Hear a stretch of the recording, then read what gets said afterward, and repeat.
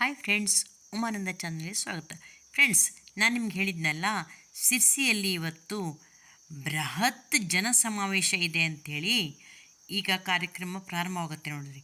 ಶ್ರೀಮಠದ ಗುರುಗಳು ಬಂದರು. ಇನ್ಮೇಲೆ ಕಾರ್ಯಕ್ರಮ ಪ್ರಾರಂಭವಾಗುತ್ತೆ.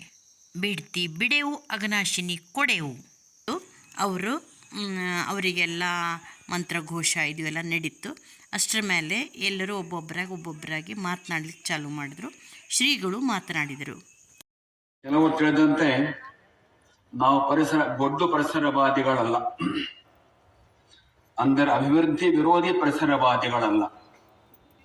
ಹದವಾದ ಪ್ರಾಚೀನ ಚಿಂತನೆಯೂ ಇರಲಿ, ಹದವಾದ ವೈಜ್ಞಾನಿಕ ಚಿಂತನೆಯೂ ಇರಲಿ, ಅಂತಹ ಒಂದು ಹಳೆ ಬೇರು, ಹೊಸ ಚಿಗುರು ಈ ಚಿಂತನೆ ನಮ್ಮದು. ಈಗ ಪ್ರಸ್ತಾವನೆಯಲ್ಲಿರುವ ಯೋಜನೆಗಳು ಬೇಡ್ತಿ ಬರದ ಜೋಡಣೆ ಮತ್ತು ಅಘನಾಶಿನಿ ವೇದಾವತಿ ನದಿ ಜೋಡಣೆ ಇವುಗಳು ಅತಾರ್ಕಿಕ ಮತ್ತು ಅವೈಜ್ಞಾನಿಕ. ಅತಾರ್ಕಿಕ ಸಣ್ಣ ನದಿಗಳು ಇವುಗಳು ಬೇಗ ಬತ್ತುತ್ತವೆ. ಬೇರೆ ರಾಜ್ಯಗಳ ನದಿಗಳು ನೂರಾರು ಕಿಲೋಮೀಟರ್ ಹರಿತವೆ, ಸಾವಿರಾರು ಕಿಲೋಮೀಟರ್ ತನಕ ಹರಿಯುವ ನದಿಗಳು ಕೂಡ ಇದ್ದಾವೆ. ಅವುಗಳು ಅಷ್ಟು ಸುಲಭವಾಗಿ ಬತ್ತುವುದಿಲ್ಲ, ಅಂದ್ರೆ ಆರಿ ಹೋಗೋದಿಲ್ಲ. ನಮ್ಮ ಜಿಲ್ಲೆಯ ನದಿಗಳು, ಅದರಲ್ಲೂ ಈ ಅಘನಾಶಿನಿ ಮತ್ತು ಬೇಡ್ತಿ ನದಿಗಳು ಇಲ್ಲಿಯೇ ಸಮೀಪದಲ್ಲಿ ಹುಟ್ಟಿ ಇಲ್ಲೇ ಸಮೀಪದಲ್ಲಿ ಸಾಗರವನ್ನು ಸೇರ್ತಕ್ಕಂಥ ಸಣ್ಣ ಸಣ್ಣ ನದಿಗಳು. ಅದರಿಂದ ಇಂಥ ನದಿಗಳ ನೀರನ್ನ ಎತ್ತಿ ಆಚೆ ಒಯ್ಯೋಕೆ ಬರೋದಿಲ್ಲ ಅನ್ನೋದು ಅರ್ಥವೇ ಆಗಲಿಲ್ವಲ್ಲ ಅಂತ. ಇದು ಅತಾರ್ಕಿಕ. ಅದಕ್ಕಾಗಿ ಅತಾರ್ಕಿಕ. ನೋಡಿದ್ರೆ ಗೊತ್ತಾಗ್ತದೆ, ಸ್ವಲ್ಪ ಊಹೆ ಮಾಡಿದ್ರೆ, ಆಲೋಚನೆ ಮಾಡಿದ್ರೆ ಗೊತ್ತಾಗ್ತದೆ. ಮತ್ತೆ ಬಯಲು ಪ್ರದೇಶದಲ್ಲಿರ್ತಕ್ಕಂತಹ ನದಿಗಳು, ಅವುಗಳನ್ನ ಒಂದು ಕಡೆಯಿಂದ ಇನ್ನೊಂದು ಕಡೆ ಒಯ್ದು ಕೂಡಿಸುವುದು ಸುಲಭ. ಆದರೆ ಘಟ್ಟದ ಪ್ರದೇಶದಲ್ಲಿ ಹರಿತಾ ಇರತಕ್ಕಂತಹ ನದಿಗಳನ್ನ ಜೋಡಿಸುವುದು ತುಂಬಾ ಕ್ಲಿಷ್ಟ. ಹೆಚ್ಚು ಖರ್ಚು ಬರ್ತದೆ, ಹೆಚ್ಚು ವಿದ್ಯುತ್ ಖರ್ಚಾಗ್ತದೆ. ಇದು ಅರ್ಥವಾಗಲಿಲ್ಲವಲ್ಲ ಅನ್ನೋದೇ ಇದು ಅತಾರ್ಕಿಕ ಎಂಬುತ್ತ ನಾವು ಹೇಳೋದಕ್ಕೆ ಕಾರಣ. ಇದು ಅವೈಜ್ಞಾನಿಕ. ಯಾಕಂತಂದ್ರೆ ಯಾವ ಪ್ರದೇಶಗಳಿಗೆ ಇಲ್ಲಿ ನೀರನ್ನು ಒಯ್ಯಲಾಗ್ತದೆಯೋ ಆ ಪ್ರದೇಶದಲ್ಲಿ ಈಗಾಗಲೇ ನೀರಾವರಿ ವ್ಯವಸ್ಥೆಗಳು ಇದ್ದಾವೆ, ಆದ್ರೆ ಅವುಗಳ ಸಮರ್ಪಕವಾದ ನಿರ್ವಹಣೆ ಇಲ್ಲ. ಅದನ್ನ ಎಲ್ಲ ತಜ್ಞರು ಹೇಳ್ತಾ ಇದ್ದಾರೆ. ಸಮರ್ಪಕವಾದ ನಿರ್ವಹಣೆ ಆದರೆ ಬೇರೆ ಕಡೆ ನೀರು ಒಯ್ಯುವ ಪ್ರಸಂಗ ಈಗ ಹೇಳ್ತಾ ಇರೋ ಜಿಲ್ಲೆಗಳಿಗೆ ಬರೋದಿಲ್ಲ ಅಂತ ಹೇಳಿ ಅನೇಕ ತಜ್ಞರು ಹೇಳಿದ್ದಾರೆ. ಆಮೇಲೆ ಆ ಬಯಲುಸೀಮೆಯ ಮಣ್ಣಿಗೆ ಒಂದು ವಿಶೇಷವಾದ ಗುಣ ಇದೆ. ಕಡಿಮೆ ನೀರಿಗೆ ಕೂಡ ಬೆಳೆ ಕೊಡ್ತಕ್ಕಂಥ ಒಂದು ಸಾಮರ್ಥ್ಯ ಇದೆ. ಮಣ್ಣಿನ ಗುಣ ಎಲ್ಲ ಕಡೆ ಒದಗ್ತಾ ಇರೋದಿಲ್ಲ. ಬಯಲುಸೀಮೆಯ ಪ್ರದೇಶದ ಮಣ್ಣಿನ ಗುಣ ಬೇರೆ, ಮಲೆನಾಡಿನ ಪ್ರದೇಶದ ಮಣ್ಣಿನ ಗುಣ ಬೇರೆ. ಇದನ್ನ ಮಣ್ಣಿನ ತಜ್ಞರು ಹೇಳ್ತಾರೆ. ಹಾಗಾಗಿ ಅತಿಯಾದ ನೀರಿನ ಬಳಕೆ ಆಯಿತು ಅಂತಂದ್ರೆ ಅಲ್ಲಿಯ ಮಣ್ಣಿನ ಆರೋಗ್ಯ ಕೆಡ್ತದೆ. ಆಮೇಲೆ ಅಲ್ಲಿ ಬೆಳೀತಕ್ಕಂತಹ ಬೆಳೆಗಳು ಹೆಚ್ಚು ನೀರಿನ ಅಪೇಕ್ಷೆ ಇರತಕ್ಕಂತಹ ಬೆಳೆಗಳಲ್ಲ. ಹೀಗೆಲ್ಲ ಇರುವಾಗ ಇಲ್ಲೇ ನೀರನ್ನ ಅಲ್ಲಿಗೆ ಒಯ್ಯತಕ್ಕಂಥ ಆಲೋಚನೆ ಅವೈಜ್ಞಾನಿಕ ಅಲ್ಲದೆ ಇನ್ನೇನು. ಆದ್ರಿಂದ ಬಯಲುಸೀಮೆಯ ನಾಗರಿಕರ ನಮ್ಮ ಕಳಕಳಿ, ಈ ಯೋಜನೆಯಿಂದ ನಿಮಗೂ ಪ್ರಯೋಜನ ಇಲ್ಲ, ನಿಮಗೂ ಹಾನಿಯೇ ಇದೆ. ಆದ್ರೆ ನೀವು ಕೂಡ ನಮ್ಮ ಹೋರಾಟದ ನಮ್ಮ ಜೊತೆ ಬನ್ನಿ ಅಂತ ನಾವು ಕರೀತಾ ಇದ್ದೀವಿ.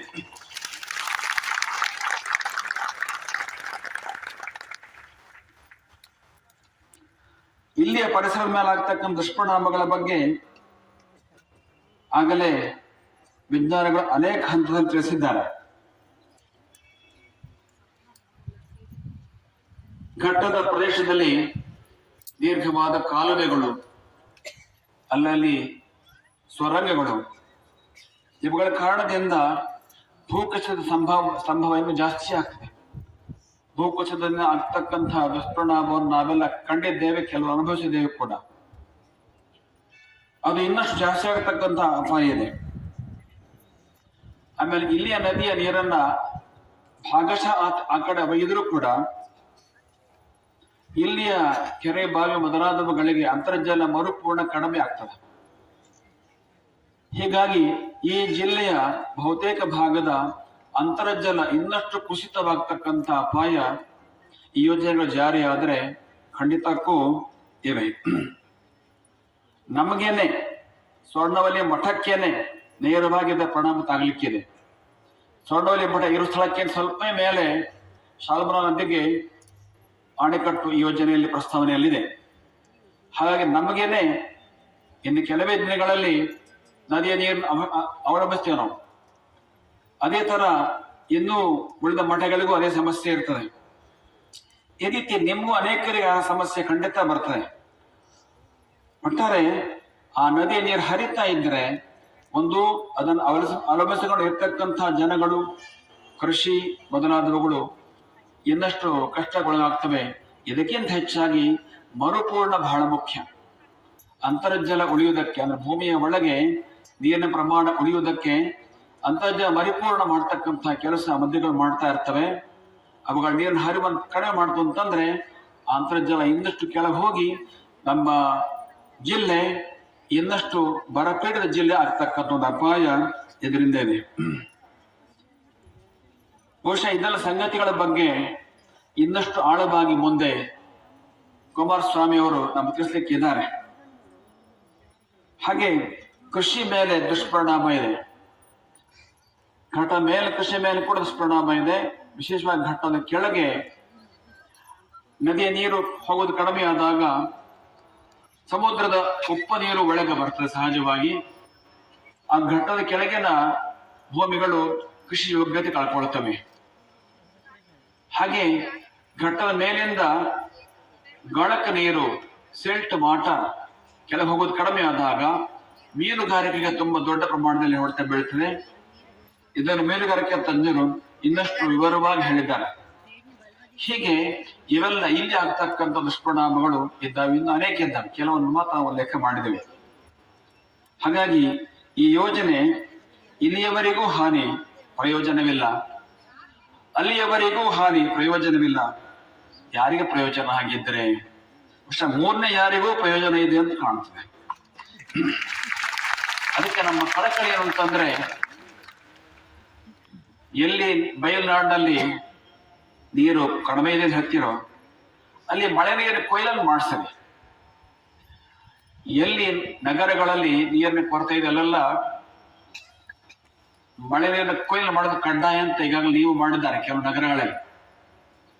ಹಾಗೇನೆ ಯಾವ ಜಿಲ್ಲೆಗಳಲ್ಲಿ ನೀರಿನ ಕೊರತೆ ಇದೆ ಅಂತ ಹೇಳ್ತಾ ಇದ್ದಾರೋ ಆ ಜಿಲ್ಲೆಗಳ ರೈತರಿಗೆ ಒಂದು ಕಡ್ಡಾಯ ನೀವು ಮಾಡ್ರಿ, ನೀರಿನ ಕೊಯ್ಲು ಮಾಡೋದು ಕಡ್ಡಾಯ ಅಂತ ಹೇಳಿ.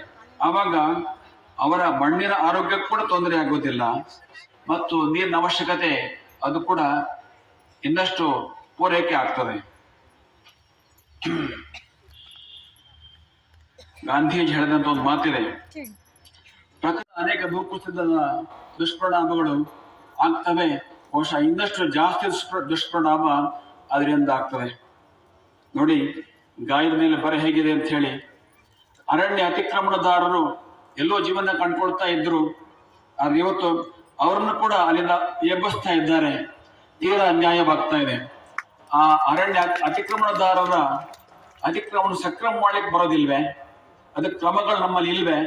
ಹಿಂದೆಲ್ಲ ಮಾಡಿಲ್ವೇ? ಆತ್ಮೀಯ ಒಂದು ಬಗೆನೇ ಇದೆ. ರಾಷ್ಟ್ರೀಯ ಜಲಾಭಿವೃದ್ಧಿ ಮಂಡಳಿ NWDA ಅವರ ಪ್ರಸ್ತಾವನೆಯಲ್ಲಿ ಇಡೀ ರಾಷ್ಟ್ರದಾದ್ಯಂತ ಸುಮಾರು 30ಕ್ಕೂ ಹೆಚ್ಚು ಈ ರೀತಿಯ ನದಿ ಜೋಡಣೆಗಳಿದ್ದಾವೆ. ಅವುಗಳೆಲ್ಲವನ್ನೂ ನಾವು ವಿರೋಧಿಸ್ತಾ ಇಲ್ಲ. ಯಾಕಂದ್ರೆ ಬೇರೆ ಪರಿಸರದಲ್ಲಿ ಇರತಕ್ಕಂತಹ ನದಿ ಜೋಡಣೆಗಳ ಅದರ ಪರಿಣಾಮಗಳೇ ಬೇರೆ. ಪಶ್ಚಿಮ ಘಟ್ಟಗಳಲ್ಲಿ ಹರಿತಾ ಇರತಕ್ಕಂತಹ ನದಿಗಳ ಜೋಡಣೆ ಪರಿಣಾಮಗಳೇ ಬೇರೆ. ಆದ್ರಿಂದ ಪಶ್ಚಿಮ ಘಟ್ಟಗಳಲ್ಲಿ ಹರಿತಾ ಇರತಕ್ಕಂಥ ನದಿಗಳ ಜೋಡಣೆಯನ್ನು ಮಾತ್ರವೇ ನಾವು ವಿರೋಧಿಸ್ತಾ ಇದ್ದೇವೆ. ಉಳಿದವುಗಳು ನಾವು ಕೂಡ ಬೆಂಬಲಿಸ್ತಕ್ಕಂಥವರಾಗಿದ್ದೇವೆ. ಈ ಹೋರಾಟ ಯಾರ ವಿರುದ್ಧವೂ ಅಲ್ಲ, ಯಾವ ಪಕ್ಷದ ವಿರುದ್ಧವೂ ಅಲ್ಲ, ಯಾವ ಪಕ್ಷದ ಪರವಾಗಿಯೂ ಅಲ್ಲ. ಇದು ಯೋಜನೆ ವಿರುದ್ಧವಾಗಿ ಮಾತ್ರ ಹೋರಾಟ. ಇವತ್ತು ಜಿಲ್ಲೆಯ ಸ್ಥಿತಿ ಹೇಗಿದೆ? ಅಡಿಕೆ ಎಲೆಚುಕ್ಕಿಯಂತ ರೋಗದಿಂದ ಅತಿ ಗಂಭೀರ ಸಮಸ್ಯೆ ರೈತರು ಹೈರಾಣಾಗಿದ್ದಾರೆ ಇವತ್ತು. ಇಂಥ ಸ್ಥಿತಿಯಲ್ಲಿ ಇದೊಂದು ಬಂದು ಎರಗಿದ್ರಿಂದ ನಮ್ಮ ಜನ ತುಂಬಾ ದಿಗಿಲಾಗಿದ್ದಾರೆ. ಮತ್ತೆ ಅನೇಕರು ಹೇಳ್ತಾ ಇದ್ದಾರೆ, ಏನಿಲ್ಲ, ನಾವು ಹೆಚ್ಚಿಗೆ ನೀರು ಸಮುದ್ರಕ್ಕೆ ಹೋಗೋದನ್ನ ತಗೊಂಡ್ಬರ್ತೀವಿ ಅಷ್ಟೇ, ಅವರಿಗೇನು ತೊಂದರೆ ಆಗೋದಿಲ್ಲ ಅಂತೇಳಿ ಮತ್ತೆ ಹೇಳ್ತಾ ಇದ್ದಾರೆ. ಹೆಚ್ಚಿಗೆ ನೀರು ಸಮುದ್ರಕ್ಕೆ ಹೋಗಿ ಎಲ್ಲಿ ನೋಡಿದ್ದೀರಿ? ಘಟ್ಟದ ಕೆಳಗೆ ಬಹುತೇಕ ಘಟ್ಟದ ಕೆಳಗಿನ ನದಿಗಳು ತುಂಬಾ ನೀರು ಇದ್ದಂಗೆ ಕಾಣ್ತದೆ. ನೀವು ನೋಡ್ಬೋದು. ಕಾರವಾರ ಗಂಗಾವಳಿ ನದಿ, ಕುಮಟಾ ಅಘನಾಶಿನಿ ನದಿ, ಹಾಗೆ ಶರಾವತಿ ನದಿ ಸ್ವಲ್ಪ. ಹೀಗೆ ಅಲ್ಲಿ ನೋಡಿದ್ರೆ ಸ್ವಲ್ಪ ಅಗೌರವಾಗಿ ನೀರು ಇರ್ತದೆ, ತುಂಬಾ ನೀರಿದೆ ಅಂತ ಅನಿಸ್ತದೆ. ಆದ್ರೆ ಘಟ್ಟದ ಮೇಲಿಂದ ನೋಡ್ಬೇಕು ಇದನ್ನ. ಯಾಕಂದ್ರೆ ನೀರು ಬೀಳ್ತಾ ಇರೋದು ಘಟ್ಟದ ಮೇಲೆ ಪ್ರದೇಶದಿಂದ. ಅಲ್ಲಿ ಈ ನದಿಗಳಿಗೆಲ್ಲ ಅನೇಕ ಉಪನದಿಗಳಿದ್ದಾವೆ. ಈಗ ಒಯ್ತಾ ಇದ್ರೋದು ಆ ಉಪನದಿಗಳಿಂದ. ಹಾಗಾಗಿ ಅಲ್ಲಿ ನೀರು ಬಹಳ ಕಡಿಮೆ ಇದೆ. ಅಂಥ ಸ್ಥಳದಿಂದ ನೀರನ್ನು ಬೈದರೆ ಏನಾಗಬಹುದು? ನೀರಿಲ್ಲದ ಕಡೆಗಳಿಂದ ನೀರು ಬೈದರೆ ಏನಾಗಬಹುದು? ನೀರು ತೀರಾ ಕಡಿಮೆ ಇದ್ದ ಸ್ಥಳಗಳಿಂದ ನೀರು ಬೈದು ನೀರಾಗಬಹುದು. ರಕ್ತಹೀನತೆಯಿಂದ ಬಳಲ್ತಾ ಇರುವನ ಕಡೆ ರಕ್ತದ ಕೇಳ್ದಂಗೆ ಆಗ್ತದೆ. ಈಗ ಮಾಡೋ ಬಗ್ಗೆ ಸರ್ಕಾರ ನಿರ್ಧಾರ ಕೈಗೊಂಡಿದೆ. ಅದಕ್ಕಾದ್ರೂ ಅವಕಾಶ ಕೊಡಿ. ವಿಸ್ತೃತ ಅಧ್ಯಯನ ಮಾಡ್ತೇವೆ ನಾವು, ಸಾಧ್ಯವೋ ಅಲ್ಲೋ ಅಧ್ಯಯನ ಮಾಡ್ತೇವೆ, ಅದಕ್ಕೆ ಅವಕಾಶ ಕೊಡಬಹುದಲ್ಲ ನೀವು ಅಂತ ಅವ್ರು ಕೇಳ್ತಾರೆ ನಮ್ಮ. ಅದಕ್ಕೂ ನಾವು ವಿರೋಧಿಸ್ತೀವಿ. ಯಾಕೆ? ಹಿಂದೆ ನಮಗೆ ಅನುಭವ ಆಗಿದೆ. ರಿಪೇರ್ ಮಾಡೋದಕ್ಕೆ ಸರ್ಕಾರದ ವಿಜ್ಞಾನಿಗಳು ಬರ್ಲಿಕ್ಕೆ ಅವಕಾಶ ಕೊಟ್ಟಿದ್ರಿಂದ ಅವರು ಇಲ್ಲಿಂದ ವರದಿ ಕೊಡೋದು ಏನನ್ನ, ಯೋಜನೆ ಪರವಾಗಿಯೇ ವರದಿ ಕೊಡ್ತಾರ, ತಪ್ಪು ವರದಿಯನ್ನೇ ಕೊಡ್ತಾರೆ. ಹಿಂದೆ ಈ ಅನುಭವ ನಮಗಾಗಿದೆ. ಹೀಗಾಗಿ DPR ಕೂಡ ನಾವು ವಿರೋಧಿಸಬೇಕಾಗಿದೆ. ಈ ಒಂದು ಹೋರಾಟ ಅಹಿಂಸಾತ್ಮಕವಾದ ಹೋರಾಟ. ಬದುಲ ನೆನಪಿಡಿ, ಇದೆಲ್ಲ ಹಿಂಸಾತ್ಮಕ ರೂಪಕ್ಕೆ ತಿರುಗಬಾರದು, ಆದ್ರೆ ಅಷ್ಟೇ ಪ್ರಬಲವಾಗಿರಬೇಕು. ಅಹಿಂಸಾತ್ಮಕವಾಗಿ ಪ್ರಬಲ ಹೋರಾಟ ಮಾಡಬಹುದು ಅನ್ನೋದನ್ನ ನಮಗೆ ಗಾಂಧಿಯವರು ತಿಳಿಸಿಕೊಟ್ಟಿದ್ದಾರೆ. ಆದ್ರೆ ಮುಂದಿನ ದಿನಗಳಲ್ಲಿ ಈ ಯೋಜನೆ ಜಾರಿಯಾಗುವುದಕ್ಕೆ ಪ್ರಯತ್ನ ಮುಂದುವರೆದರೆ ನಾವು ಸತತ ಹೋರಾಟಕ್ಕೆ ನಿಲ್ಲಬೇಕಾಗ್ತದೆ. ಜಿಲ್ಲೆಯ ಜನರು ಒಗ್ಗಟ್ಟಿನಿಂದ ಈ ಹೋರಾಟ ತೊಡಗಬೇಕು. ಒಗ್ಗಟ್ಟು ಬಹಳ ಮುಖ್ಯ. ಇಲ್ಲಿ ಏನೇ ಭೇದಗಳಿದ್ರು ಇವತ್ತೆಲ್ಲರೂ ಒಟ್ಟಿಗೆ ಬಂದಿದ್ದಾರೆ. ಎಲ್ಲ ಧರ್ಮದವರು, ಎಲ್ಲ ಜಾತಿಯವರು, ಎಲ್ಲ ಸಂಘಟನೆಗಳು, ಎಲ್ಲ ತಾಲೂಕಿನವರು, ಎಲ್ಲ ಪ್ರದೇಶದವರು ಇವತ್ತಿಲ್ಲಿ ಒಟ್ಟಿಗೆ ಬಂದಿದ್ದಾರೆ. ಇದೇ ರೀತಿಯ ಒಗ್ಗಟ್ಟನ್ನು ಇಟ್ಟುಕೊಂಡು ಅಹಿಂಸಾತ್ಮಕವಾದ ಪ್ರಬಲವಾದ ಹೋರಾಟ ಮುಂದಿನ ಪ್ರಸಂಗ ಬಂದ್ರೆ ನಾವೆಲ್ಲ ಮುಂದುವರಿಸಬೇಕಾಗತ್ತೆ ಅನ್ನೋದು ನಮ್ಮ ಕಳಕಳಿ. ನಮ್ಮ ಜನಪ್ರತಿನಿಧಿಗಳು ನಮ್ಮ ಭಾವನೆಗಳನ್ನು ಸರ್ಕಾರಕ್ಕೆ ಮುಟ್ಟಿಸಬೇಕು. ಪಶ್ಚಿಮ ಘಟ್ಟದ ಎಲ್ಲ ಜಿಲ್ಲೆಗಳ ಎಲ್ಲ ಸಂಸದರು, ಎಲ್ಲ ಶಾಸಕರು ಮತ್ತು ಎಲ್ಲ ಜನಪ್ರತಿನಿಧಿಗಳು ಸೇರಿ ನಮ್ಮ ಭಾವನೆಗಳನ್ನ ಒಟ್ಟಿಗೆ ಹೋಗಿ ಸರ್ಕಾರಗಳಿಗೆ, ಕೇಂದ್ರ ಮತ್ತು ರಾಜ್ಯ ಎರಡು ಸರ್ಕಾರಗಳಿಗೆ ಮುಟ್ಟಿಸ್ತಕ್ಕಂಥ ಕೆಲಸ ಮಾಡಬೇಕು. ಮತ್ತು ಮುಂದಿನ ಎಲ್ಲ ಹಂತದಲ್ಲಿ ಆ ಎಲ್ಲ ಸಹಕಾರ ನಮಗೆ ಬೇಕು. ಅಲ್ಲ, ಅವರೇ ಮುಂದೆ ನಿಲ್ಲಬೇಕು, ಜನಪ್ರತಿನಿಧಿಗಳೇ ಮುಂದೆ ನಿಲ್ಲಬೇಕು. ನಮ್ಮ ಅಭಿಪ್ರಾಯವನ್ನ ಅಲ್ಲಿ ಮುಟ್ಟಿಸ್ತಕ್ಕಂಥವ್ರು ಆದ್ರಿಂದನೇ ಅವರು ಜನಪ್ರತಿನಿಧಿಗಳು, ನಮ್ಮ ಪ್ರತಿನಿಧಿಗಳು. ಆದ್ರಿಂದ ಅವರೆಲ್ಲ ಈ ಕೆಲಸ ಮಾಡ್ತಾರೆ ಅಂತ ಹೇಳಿ ನಾವು ವಿಶ್ವಾಸ ಇಟ್ಕೊಂಡಿದ್ದೇವೆ. ಹಿಂದೆ ಕೂಡ ಮಾಡಿಕೊಟ್ಟಿದ್ದಾರೆ, ಈಗಾಗಲೇ ಮಾಡಿಕೊಡ್ತಾ ಇದ್ದಾರೆ, ಮುಂದೆ ಕೂಡ ಮಾಡಿಕೊಡ್ತಾರೆ ಅಂತ ಹೇಳಿ ವಿಶ್ವಾಸದಲ್ಲಿದ್ದೇವೆ. ಈ ಒಂದು ಕಾರ್ಯಕ್ರಮಕ್ಕೆ ತುಂಬಾ ದೊಡ್ಡ ಸಂಖ್ಯೆಯಲ್ಲಿ ನೀವೆಲ್ಲ ದೂರಗಳಿಂದ ಪರಿಶ್ರಮ ಪಟ್ಟು ಬಂದಿದ್ದೀರಿ. ಹಾಗೆ ವೇದಿಕೆ ಮೇಲೆ ಶ್ರೀಮದ್ ಮಾಧವಾನಂದ ಭಾರತೀ ಮಹಾಸ್ವಾಮಿಗಳು, ಶ್ರೀಮದ್ ನೆಲವಾ ಮಠ ಅವರು ಈ ಯೋಜನೆಯ ವಿರುದ್ಧವಾಗಿ ಅನೇಕ ದಿನಗಳಿಂದ ಬೇರೆ ರೀತಿಯ ಪ್ರಯಾಸ ತೊಡ್ಕೊಂಡೇ ಇದ್ದಾರೆ. ಅವರನ್ನು ನಾವು ಸಮಿತಿಯಲ್ಲಿ ಕೂಡ ಹಾಕೊಂಡಿದ್ದೀವಿ. ಅವರು ಇವತ್ತು ಉಪಸ್ಥಿತರಿದ್ದಾರೆ. ಹಾಗೆ ಸ್ವಾಮಿ ದಿಗಂಬರ ಜೈನ ಮಠದ ಶ್ರೀ ಭಟ್ಟಾಕಲಂಕ ಭಟ್ಟಾರಕ ಪಟ್ಟಾಚಾರ್ಯ ಬರಿಯ ಮಹಾಸ್ವಾಮಿಗಳು ಆಗಮಿಸಿದ್ದಾರೆ. ಯುವ ಯತಿಗಳು, ಹಿಂದೆ ಅವರ ಹಿಂದಿನ ಯತಿಗಳು ಈ ಹೋರಾಟದಲ್ಲಿ ನಮ್ಮ ಜೊತೆ ಪಾದಯಾತ್ರೆಯಲ್ಲಿ ಬಂದಿದ್ರು. ಇವತ್ತು ಅದನ್ನು ನವೀಕರಿಸ್ತಾ ಇದ್ದಾರೆ ಅವರು.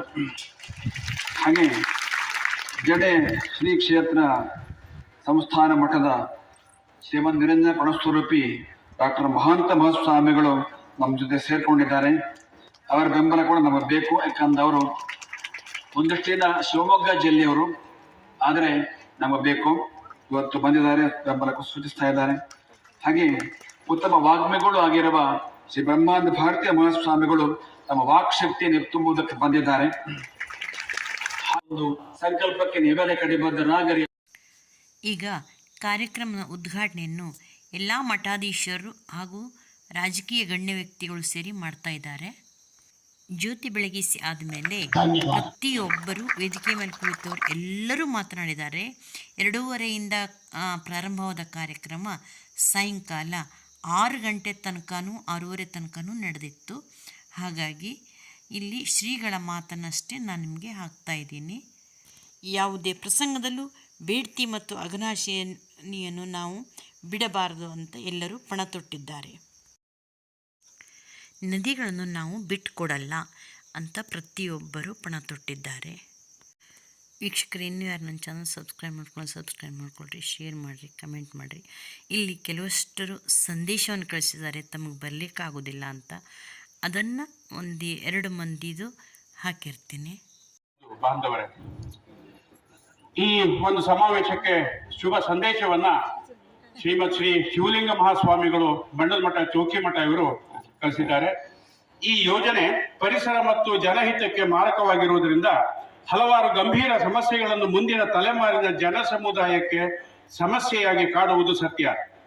ಪಶ್ಚಿಮ ಘಟ್ಟದ ಅತ್ಯಂತ ಸೂಕ್ಷ್ಮ ಪ್ರದೇಶದ ಇಳಿಜಾರಿನ ಗುಡ್ಡ ಕಣಿವೆಗಳ ಕಾಡು ಛಿದ್ರವಾಗಿ ಮಳೆಗಾಲದಲ್ಲಿ ಭೂ ಕುಸಿತದಂತಹ ನೈಸರ್ಗಿಕ ಅವಘಡಗಳು ಮುಂದಿನ ದಿನಗಳಲ್ಲಿ ಹೆಚ್ಚಾಗಬಹುದು ಅಂತಕ್ಕಂಥ ಈ ಯೋಜನೆಯ ಪ್ರತಿರೋಧಕ್ಕೆ ತಮ್ಮ ಸಂಪೂರ್ಣ ಬೆಂಬಲವಿದೆ ಅಂತಕ್ಕಂಥ ಸಂದೇಶವನ್ನು ಕಳಿಸಿದ್ದಾರೆ. ಅವರಿಗೆ ಧನ್ಯವಾದಗಳು.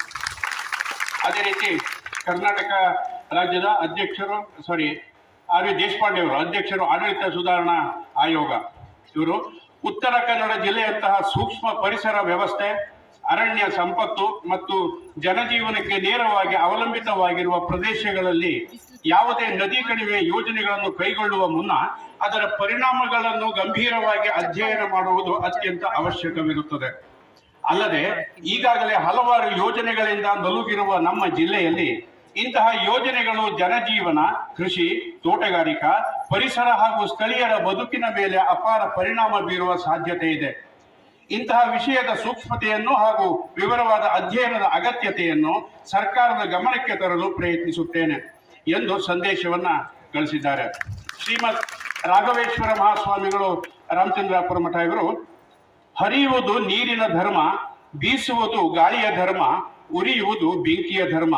ಇದು ಪ್ರಕೃತಿ. ಈ ಪ್ರಕೃತಿಗೆ ವ್ಯತಿರಿಕ್ತವಾಗಿ ನಡೆದರೆ ಅದು ವಿಕೃತಿ, ಅಧರ್ಮ. ಹರಿಯುವ ನದಿಯನ್ನು ತಡೆದರೆ, ಬೀಸುವ ಗಾಳಿಯನ್ನು ತಡೆದರೆ ಅದು ಅಧರ್ಮ ಅಂತ ಕರೆಸಿಕೊಳ್ತದೆ, ವಿಕೃತಿಗೆ ಆಹ್ವಾನ ಕೊಟ್ಟಂತಾಗುತ್ತದೆ. ಶಿರಸಿಯಲ್ಲಿ ನಡೆಯುವ ಬೃಹತ್ ಜನ ಸಮಾವೇಶಕ್ಕೆ ಸಂಪೂರ್ಣ ಬೆಂಬಲವಿದೆ ಎಂದು ಸಂದೇಶವನ್ನ ಕಳಿಸಿದ್ದಾರೆ. ಹೀಗೆ ಹಲವಾರು ಜನ ಸಂದೇಶವನ್ನ ಕಳಿಸಿದ್ದಾರೆ. ಅಕ್ಕಾ ಫೌಂಡೇಶನ್ ಅವರು ಕೂಡ ಹುಬ್ಬಳ್ಳಿಯಿಂದ ಬಂದು ಈ ಸಮಾವೇಶದಲ್ಲಿ ಭಾಗಿಯಾಗಿದ್ದಾರೆ. ಎಲ್ಲರಿಗೂ ಧನ್ಯವಾದ.